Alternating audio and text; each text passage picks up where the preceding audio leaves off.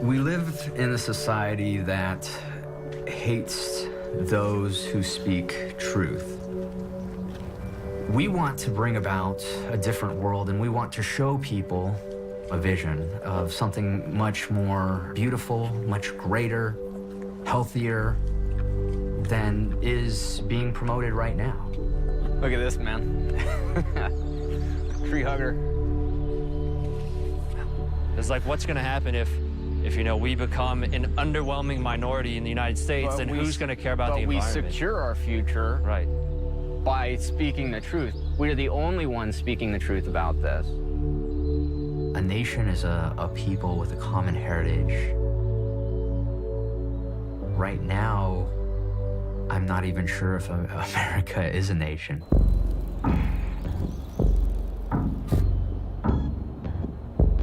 Heterogeneous societies, the more diverse they become, the more social trust starts to break down, the more polarized the politics start to become. And in some cases, eventually there does become a split and new nations emerge. The World Wide Web has given us access to powerful tools of messaging and manipulation.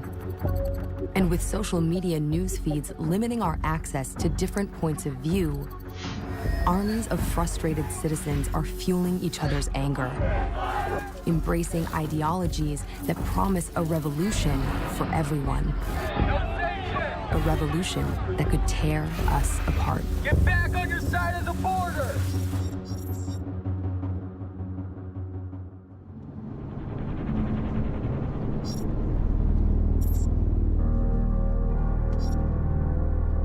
Black people are animals. Jews control the media and the finance system and the entertainment industry. Immigrants are flooding into our country to destroy our society and take away our jobs, and eventually to commit genocide on our race. That's what I believed 21 years ago when I left the American white power movement that I helped build. My name's Christian Picciolini. From 1987 to 1995, I was one of America's first neo-Nazi skinheads. When I first joined, it wasn't about ideology for me. The first thing that grabbed me was the fact that I could now belong to this new community where I was accepted. Felt like I was really changing the world for the better. So that instilled power in me. And that power was very intoxicating. Aside from the violence that I caused, you know, I think the worst thing that I did was plant all those seeds of hate, thousands of them, many of which are still sprouting today. And I find myself pulling out the weeds. If you or someone you know is in the dark world that hate takes you to, we can help. No judgment, just help. In 2009, Christian Picciolini co-founded a nonprofit called Life After Hate to help other people leave hate groups. We've employed micro-intervention strategies online to actually see what types of words people were using in their social media. Were they using racist words?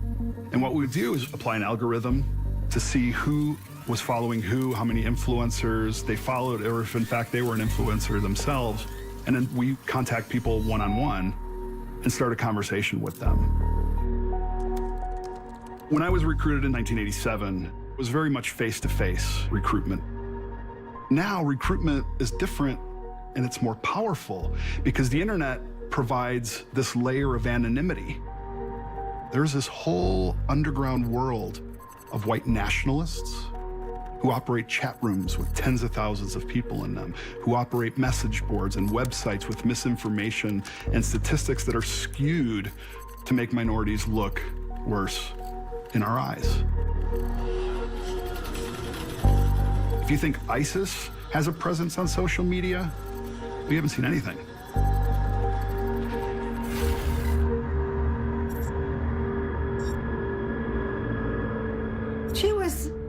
very friendly, very happy little girl.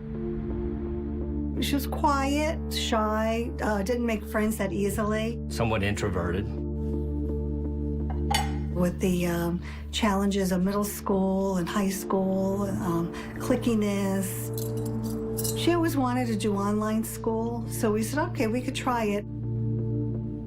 You know, with her time that she spends online, she would go out and research different viewpoints, and that's where she connected and actually had the ability to then feel like she was part of a group. She came to me one day and said, you know, sometimes I talk to some people online about politics. And I said, well, who are these people? And she said, well, there are two 15-year-old girls and this one boy who's in college.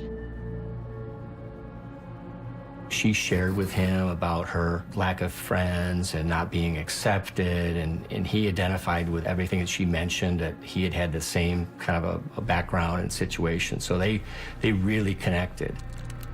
That's when she said, I'd like to make a video over the summer. And I said, well, what kind of video? She said, well, just political. At this time, I had no clue the magnitude of what, you know, this was all about. Times are changing and Western civilization is in decline. What kind of future do you want your children to inherit? Are you concerned about demographic replacement? Are you tired of feminists, SJWs, and Black Lives Matter terrorists destroying the foundation of a healthy society? Do you know who rules over you and who you're not allowed to criticize? Whatever the future holds for us, we are ultimately responsible. Come join the crusade against the destroyers of Western civilization. She came out with it, and we were just like blown away how bad it was. It actually sickened me.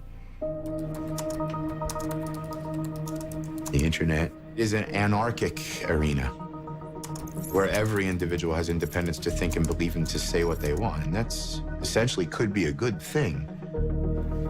But we still live in a hierarchical, structured society. And you have a radical rebellion across the world against authority. I was born into a very dysfunctional family in a rural Pennsylvania town. I endured severe physical abuse.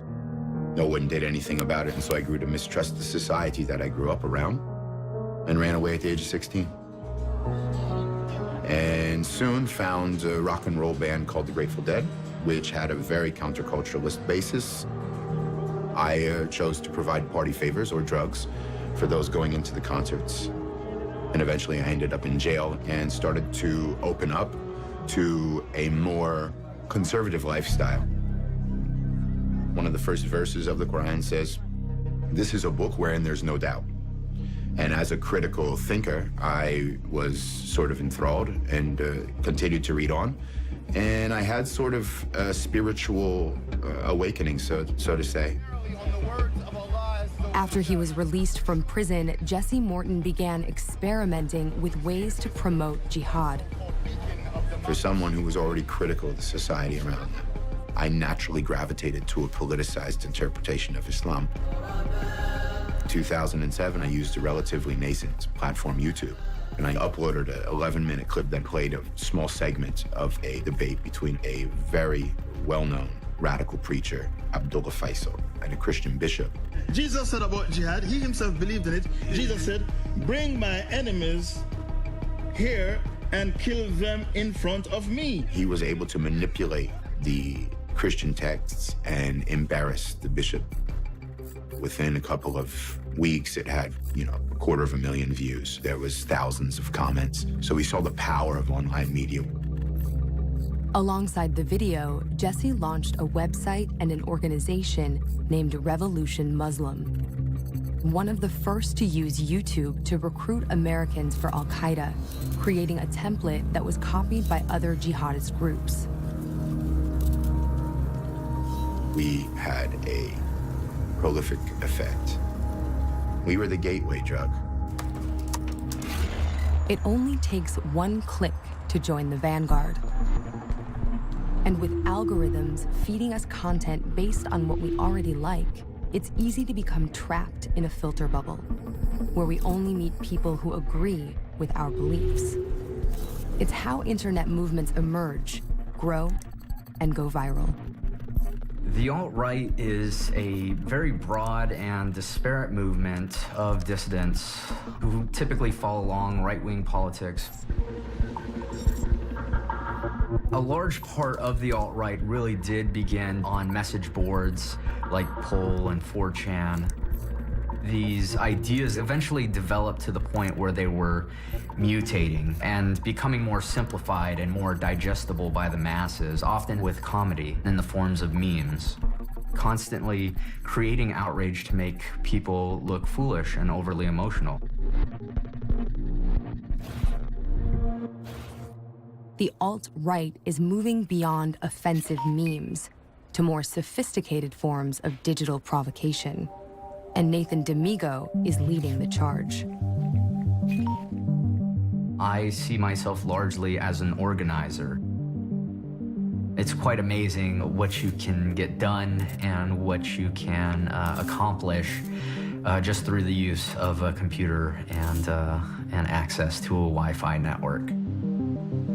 Nathan spends 10 hours a day online, spreading his message. This is On the Front, where we talk about what's happening in the culture war. His critics have labeled him a Nazi, but if Nathan is a threat, at least he's a visible one. The man that 17-year-old Crusader girl first met in a chat room would only Skype with her with his webcam turned off. She was starting to get fond of this young man. I could tell he was isolating her from us. The so-called boyfriend was very charming. She was talking to him morning and night, and it was becoming an obsession. She said his name is Michael Hansen. He's 23. He lives in Eagle, Idaho. He's German. He had a Facebook account. I was studying it very carefully. This is where it really didn't match up. His friends looked very odd. It's almost like he compiled it overnight, maybe. He just grabbed any individuals. I figured out how to do a reverse search with the images. And lo and behold, 2 of the pictures were from like modeling websites. Crusader girl's parents turned to Christian for help. Hi, it's Christian. How are you? Hi, Christian. How are you? I'm doing good. How's everything going with your daughter right now? Any updates? He seems to be pushing her to make these videos. She seems to be obsessed with this. It's taking over her life, and it's very heartbreaking, to see that. And I am going to find this guy to the gates of hell till I find him and turn her life around, because my daughter's not disposable.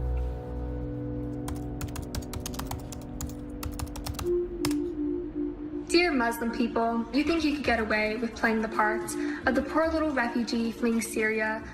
This recruiter, in my opinion, is a predator. He's somebody who has absolutely no interest in this girl and is using her to meet his own agenda. Crusader Girl is putting this message out there and affecting thousands of people with it.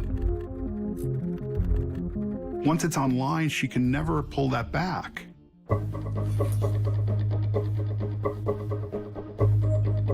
Presentation is everything. That's why we want to master an aesthetic that is attractive, that people want to be a part of. What's going on, guys? If you can, share this as much as possible. We want to get a lot of people on here. Believe it or not, you can say just about anything, as long as you know how to say it. Right now, and someone just asked, in this day and age, how can we create a sense of community? It starts by, bringing people together who share a common history and a common worldview. And that's what Identity Europa is. Identity Europa was founded with the purpose of promoting identity amongst people of European heritage. I think my greatest inspiration was that of Generation Identitaire, which started in France when they occupied a mosque with about 20 or 30 members. And they were rejecting the propagation of Islam within France. Generation Identitaire blazed a trail for an anti-immigration youth movement that has swept across Northern Europe, with self-proclaimed identitarian groups parading their exploits across the internet. And now their brand of pro-white activism has arrived on American shores. Nathan launched Identity Europa in April 2016, and they already have chapters in cities across the U.S. The goals of our organization are largely to bring people together beyond the internet and break through the political correctness that has been created. It's at Sweden. They let a random Swedish person run the Swedish account, and she was like talking about how Sweden was racist, not because they had any part in the slave trade, but because they produced iron, which was used to make the ships in the slave trade. Like, I'm not even joking. You know, by that theory, though, the Earth is racist. Because the iron came from the Earth. The hurricane went and killed 400 black people in Haiti. Well, that racist-ass hurricane. Not just that. There is nothing white people can't do that's not racist. What you guys are doing today is going to have massive significance for the future of this country and for the future of our people. So I want to thank each and every one of you for being here and making that happen. Thank you. Appreciate that. Hail victory.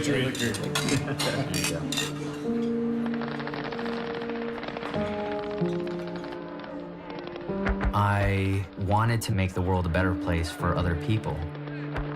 However, at that time, I was very young and very naive. I joined the Marine Corps straight out of high school and never stopped to consider how our involvement over there would actually play out.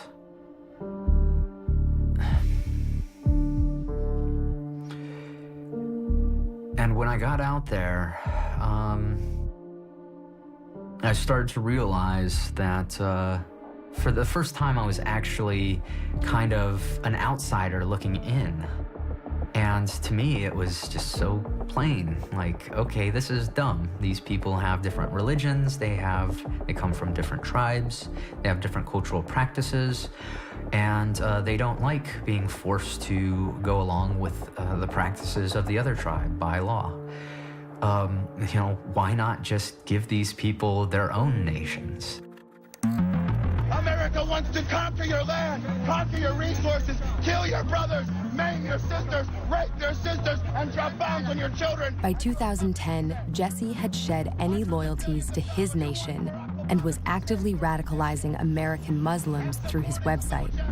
I would go speak in public, and they would film it, and then they would put it on the YouTube channel. To hell with America!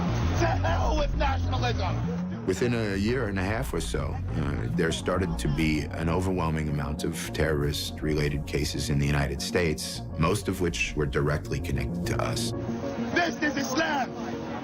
This is Islam! One morning I woke up and South Park had declared that they were going to portray the Prophet Muhammad in an episode. Okay, how about like a big mascot outfit?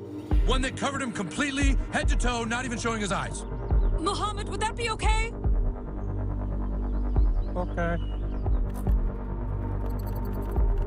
I wrote a statement that justified killing those that portrayed the Prophet Muhammad using medieval scriptures. I felt internally like I was doing my duty to God. Jesse was convicted for conspiring to solicit murder and using the internet to communicate threats. For the second time in his life, he was sent to prison. I established a relationship with law enforcement after realizing that not only were they human beings, but that their primary concern was not with waging a war on Islam and Muslims, but with identifying individuals that may go on to kill civilians. The system itself was not as corrupt as I once imagined it to be. By the time he was released 4 years later, Jesse had de-radicalized. We probably want to preserve the way of life that we have. I've come to appreciate it, and I regret deeply who I became. Jesse is still a Muslim. He now monitors jihadist propaganda, and plans to start a new organization to counter Islamic extremism. What we are now seeing is with groups like ISIS, they're developing their own apps. And everyone is now migrating to the darknet. And jihadist organizations, just like any extremist entity, they're fluid. They're fluid entities. They can change almost overnight in strategy and tactic. It's horrifying. It really is, because you think you're doing everything right as a parent. You try to give them all the tools they need, but you have no idea that this evil could come right into your home, on your computer. He uses probably a dozen aliases. With one screen name led me to another, which made another connection to a gamer site. That's when I found out that this guy who pretended to be a German was actually a Russian. I may have taunted this guy a little bit, and within a couple of hours, I had several of my own websites attacked with malicious software, all coming from Russia. I hope that this is enough to really sway her to stop making the videos. I'm not going to let another life be destroyed by some of the same things that I helped put into this world. The first thing I want to talk about is these smoke flares. Pretty cool. They're fun. They definitely will generate a lot of interest in what we're doing and get people's attention. That's what we wanted. Just several months ago, Kate Steinle was shot and killed by a man who had been actually deported previously several times and had committed various crimes, and he still kept coming back to the country. We want to push back against this massive illegal immigration that's happening that has been very harmful. So how do you want me to film it? You really shouldn't even turn your camera on till right as we're getting into position. This is going to be live streamed by Red Ice. We couldn't reach this large of an audience just by hitting the streets. So I'm really excited about all this. This will be our first public demonstration. Our main purpose is to get our ideas out into the mainstream, where they're talked about, where they're thought about. And I think if we can accomplish that, then I think everything else will fall in place. There you go, pop flares, pop flares. You guys ready? No sanction, no quarter. Get back on your side of the border. No sanction, no quarter. Get back on your side of the border. Citizens of San Francisco, if you were in this city illegally, it's time for you to go home. America is not your home. You need to make your nation and your homeland and your people great again. And no longer are we going to sit here and be demonized for being who we are. Every single person standing here is white, and we're proud. No section, no quarter. Get back on your side of the border. No section, no quarter. Get back on your side of the border. Why a woman was murdered here several months ago. We're not scared of your anti-white, ethno-masochistic language. When you call everyone a racist, no one is a racist. No section, no quarter. Get back on your side of the border. No section. Y'all have stupid haircuts too, for the record. Yeah. When everyone has a camera in their pocket, a public demonstration can become the fuse for the fire online. Fuck you, Nazis! Get the fuck out of San Francisco! Oh yeah, we're not going anywhere. We're not going anywhere. This is about hate. This is hate towards people of European heritage who say, I have an identity, I have a culture, I have a society, a civilization, a nation. And we're not going to back away from that. While most of us, I think, would like to believe that the internet is a place where the world is smaller and we can access more information. The reality is our news is curated for us based on our browsing history and based on what we've liked on Facebook or on Twitter. We're only really being fed things that we agree with. We once thought the internet would democratize societies.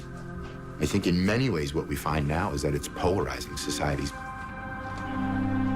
ISIS adopted a position in its most famous strategic work called the management of savagery. They talk about creating conditions of chaos so that they can then cleanse those societies. I would really say that we've done a great deal to fulfill the objectives of the jihadists, which is essentially a 25 to 100-year war, to wear us down and to cause us to collapse internally.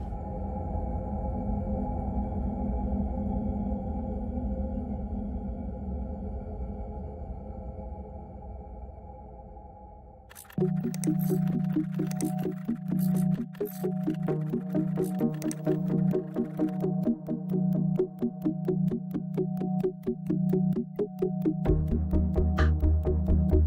name is Grace, and I'm here to talk about how being a racist stole my high school years. I came across a website that told me that minorities are responsible for all the wrong in the world, and I believed it. Soon I found a white nationalist movement that gave me a sense of belonging and a sense of purpose. I eventually learned that the friends I met in the movement were nasty and ignorant people. I also learned that we as humans are evolved enough to coexist rather than live as separate tribes. Nowadays, I just want to reinvent myself and help people of all races. The best gift you can give to the world is a kinder version of yourself.